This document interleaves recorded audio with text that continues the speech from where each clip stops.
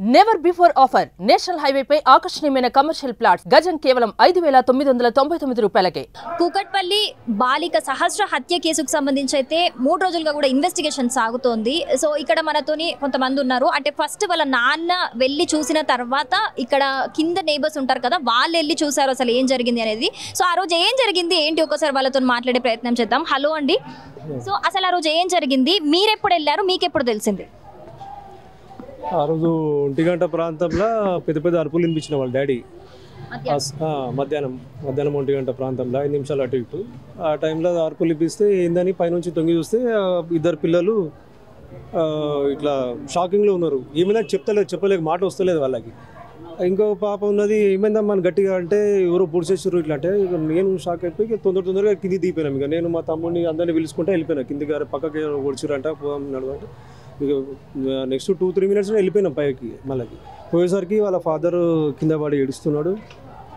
పాప చనిపోయింది. అప్పటికి ఏం లేదు, అన్ని కత్తిపోట్లు ఉన్నాయి, ఇక్కడ కత్తిపోట్లు ఉన్నాయి, బెడ్ మీద ఉన్నది అట్లే చనిపోయింది పాప. అప్పటికి పోయేసరికి చనిపోయింది. ఇంకా ఇమీడియట్ 108 కాల్ చేసినాము, 100 కాల్ చేసినాము. ఇక కొంతసేపటికి వచ్చింది. వాళ్ళు చూసి వాళ్ళు కూడా చెప్పారు ఆల్రెడీ చనిపోయి కూడా 1.5 hour అవుతుంది అని చెప్పి వాళ్ళు కూడా చెప్పారు. ఇంకా తర్వాత పోలీసులు వచ్చారు, అందరు వచ్చేసినారు. అంటే మీకు ఆ రోజు అంటే రోజు రొటీన్ ఇక్కడ చూస్తే కనుక మీకు ఏరియా అలవాటయ్యే ఉంటుంది. సో ఆ రోజు ఎవరైనా కొత్త పర్సన్ ఎవరైనా అనుమానంగా ఎవరైనా కనిపించారా? లేదు మేడం, ఆ రోజు ఎవరేం కనపడలేదు. వాళ్ళు కూడా ఎవరి పనుల మీద వాళ్ళు చేసుకుంటోలే. ఇప్పుడు ఈ గల్లీ ఉంది కదా, ఇది డెడ్ ఎండ్. ఇది ఇక్కడ సేఫ్గా ఆడుకుంటారు పిల్లలందరూ. అందరూ ఇట్లా ఫ్రీగా ఇడిచేస్తాం మేము పిల్లల్ని ఇక్కడ. ఎందుకంటే ఇక్కడ వస్తే మళ్ళీ ఇట్లే వెళ్ళాలి, బయటికి వెళ్ళాలి, అటు పోవడానికి లేదు ప్లేస్. అట్లా మాకు ఇది సేఫ్టీగా పిల్లలు మంచిగా ఆడుకుంటారు ఇక్కడ. అందరూ పిల్లలు వదిలేసి ఎవరి పనులు వాళ్ళు చేసుకుంటారు, అంత సేఫ్టీగా ఉంటారు. ఇక్కడ కొంతమంది గంజాయి బ్యాచ్ ఉంది, గంజాయి తిరుగుతారు అంటే అన్ని వాస్తవాలు ఫేక్ మాటలు, అన్ని తప్పుడు మాటలు అవి. సో ఇప్పుడు ఆ పాప ఆ కార్నర్లో పైన పెంట్ హౌస్లో వాళ్ళు ఉంటున్నారు కదా. సో ఒకవేళ ఏమైనా జరిగినా చిన్నగా ఏమైనా మనకి అరిచినా మనకు వినిపిస్తుంది. మరి అన్ని కత్తిపోట్లు అంటే చాలా అరిచి ఉంటుంది, ఏ అరుపు కూడా మీకు వినిపించలేదా? మాకు వినిపించలేదు. అయితే మా దాంట్లో ఉన్న ఒక పిల్లడు 10th క్లాస్ పిల్లగానికి నాన్న డాడీ డాడీ డాడీ అని సౌండ్ వినిపించిందంట. ఆ పిల్లగాడు బయటకు వచ్చి తొంగి చూసి ఎవరు లేకపోయేసరికి మళ్ళీ లోపలికి అయిపోయాడంట. ఇక్కడే పక్కింట్లోనే ఉంటాడు ఆయనకు సౌండ్ వచ్చిందంట. ఆయన కూడా బయటకు వచ్చి చూస్తే ఎవరు కనిపించలేదు. తర్వాత ఆయన వెళ్ళిపోయాడు లోపలికి. తర్వాత 12 ఆయన వచ్చిన తర్వాత 1 గంట ప్రాంతాలనే సౌండ్ వచ్చింది. అందరం బయటికి వెళ్ళిపోయినాం ఇంకా అక్కడ చూడడానికి. అంతే, వినిపించలేదు, సౌండ్ ఏమి వినిపించలేదు. ఎందుకంటే నేను కూడా ఇంట్లోనే ఉన్నా కాబట్టి ఏమి వినిపించలేదు. సౌండ్ వినిపిస్తే ఖచ్చితంగా మేము ఈ ఇల్లు కదా ఎక్కడైనా సౌండ్ వచ్చినా కానీ ఖచ్చితంగా బయటకు వస్తాము. మేము ఒకరికొకరు పలకరించుకుంటాం. మేము ఇక్కడ ఏదన్నా బయటకు వచ్చి మాట్లాడతాము. అది సౌండ్ ఏమి వినిపించలేదు అప్పుడైతే. ఇక్కడ చూస్తే ఏరియాలో సీసీటీవీ అనేది చాలా తక్కువ కనిపిస్తుంది, సరౌండింగ్స్ ఎక్కడ లేదు. బట్ ఇక్కడ కార్నర్ లో ఒక సీసీటీవీ కనిపిస్తుంది. సో అదేమైనా చెక్ చేశారా మీకు ఇది జరిగిన తర్వాత? మీకు తెలిసిన చెక్ చేస్తున్నారు, పోలీసు వాళ్ళు చూస్తున్నారు. వాళ్ళు అది చెక్ చేసి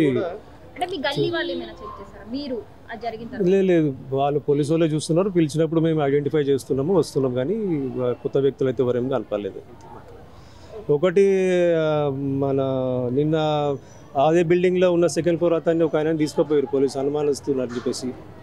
ఆయననే మర్డర్ చేసిందని చెప్పేసి కొన్ని ఛానల్స్లో వేస్తున్నారు. అది రాంగ్ ఇన్ఫర్మేషన్. అది అంటే పోలీసు వాళ్ళు కన్ఫామ్గా ఏం చెప్పలేదు. ఆయన అనుమానం అని చెప్పి తీసుకుపోయినారు. పాపం ఆయన ఫోటోతో సహా వేసి పాపం ఆయనను ఇది చేసినారు. ఓకే, ఆయన చేస్తే కన్ఫామ్ అయితే చేసుకోండి, కానీ కన్ఫామ్ చేయకముందు వేయడం కూడా కరెక్ట్ కాదు కదా. మళ్ళీ ఈరోజు పొద్దున ఓనర్సే చేసిరంట అని ఈరోజు కొన్ని ఛానల్స్లో వస్తున్నాయి, ఓనర్సే చేసిరంట అని చెప్పేసి.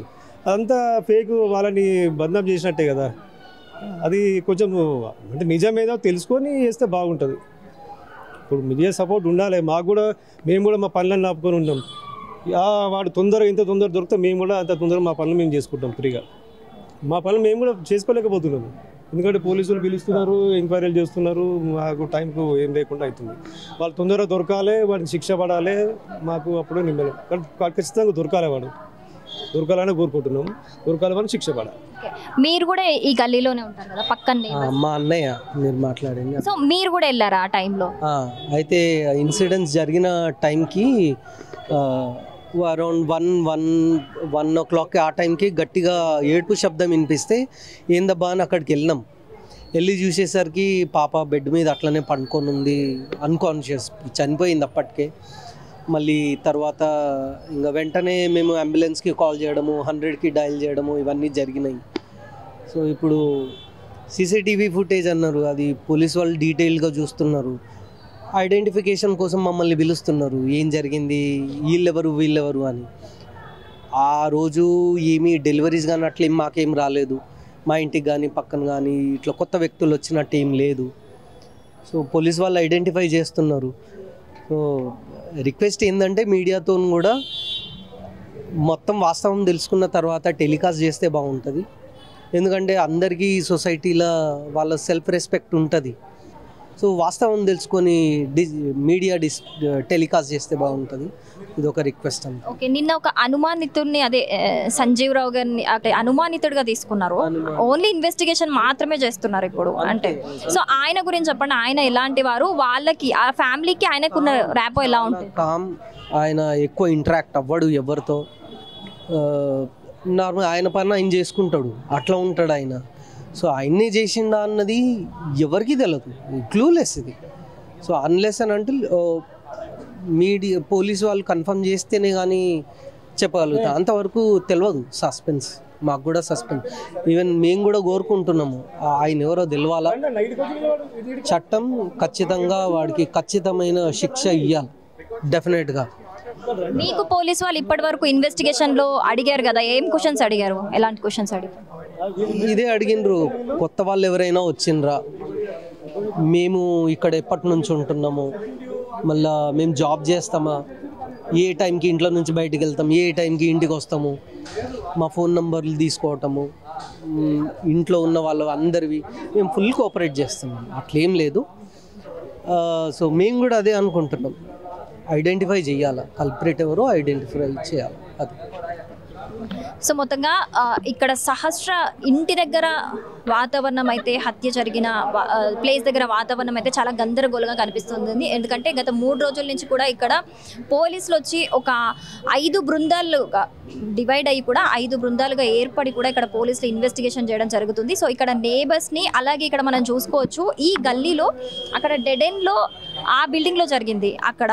సో ఆ బిల్డింగ్కి కింద గేట్ దగ్గర outside delivery boys are not allowed, అంటే ఏదైనా కొరియర్ వచ్చినా కూడా, ఏదైనా డెలివరీ బాయ్ వచ్చినా కూడా పైకి వెళ్ళడానికి ఆ బిల్డింగ్కి అలౌ లేదు. ఎవరైనా ఏదైనా వచ్చినా కిందికి వచ్చి మాత్రమే తీసుకోవాలి.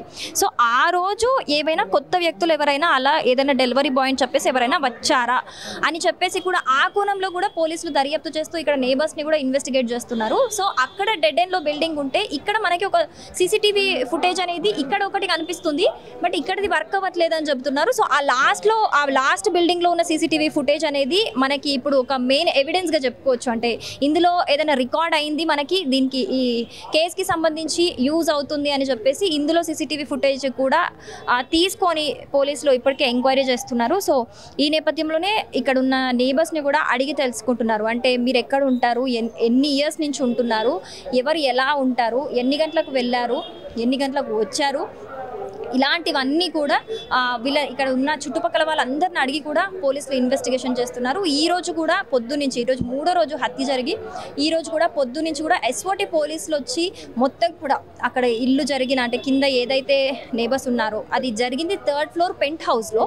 So 2nd floor and ground floor ఓనర్స్ని అందరినీ కూడా ఇన్వెస్టిగేట్ చేస్తున్నారు. సో ఈ చుట్టుపక్కల కొన్ని షాప్స్ ఉన్నాయి, అక్కడ కూడా ఎవరైనా అనుమానంగా కొత్త వాళ్ళు ఏమైనా కనిపించారా అని చెప్పేసి ఇన్వెస్టిగేట్ చేస్తున్నారు. సో ఇక్కడైతే ఏదైతే హత్య జరిగిందో అక్కడ మొత్తం అయితే వాతావరణం చాలా గందరగోళంగా కనిపిస్తుంది ఈరోజు 3వ రోజు అయితే. సో మొత్తంగా అయితే ఈ కేసుకి సంబంధించి అయితే ఇప్పటి వరకు ఎలాంటి, అంటే ఎవరు జస్ట్ అనుమానితులు మాత్రమే ఉన్నారో తప్పితే ఎవరు వీళ్ళు, అంటే ఎవరు చేశారు, ఏంటి, ఎందుకు చేశారు, అంత కిరాతకంగా ఎందుకు చంపారు అనే దానికైతే నిజంగా అందరూ క్లూలెస్గానే ఉన్నారు. సో మొత్తంగా అది ఇక్కడ 3వ రోజు పరిస్థితి అయితే. కెమెరామెన్ నగేష్తోని శిరీష, సుమన్ టీవీ. సుమన్ టీవీలో మీ పర్సనల్ అండ్ బిజినెస్ ప్రమోషన్స్ కోసం కింది నెంబర్కి కాంటాక్ట్ చేయండి. డ్రగ్స్, గంజాయి లాంటి చెడు వ్యసనాలకు దూరంగా ఉండండి. తాత్కాలిక ఆనందం కోసం జీవితాలని నాశనం చేసుకోవద్దు. డ్రగ్స్ విక్రయాలు, దందాలు నిర్వహిస్తే 180059969969 టోల్ ఫ్రీ నంబర్ కి కాల్ చేయండి. డ్రగ్స్, గంజాయిని నిర్మూలిద్దాం, భవిష్యత్తును కాపాడదాం.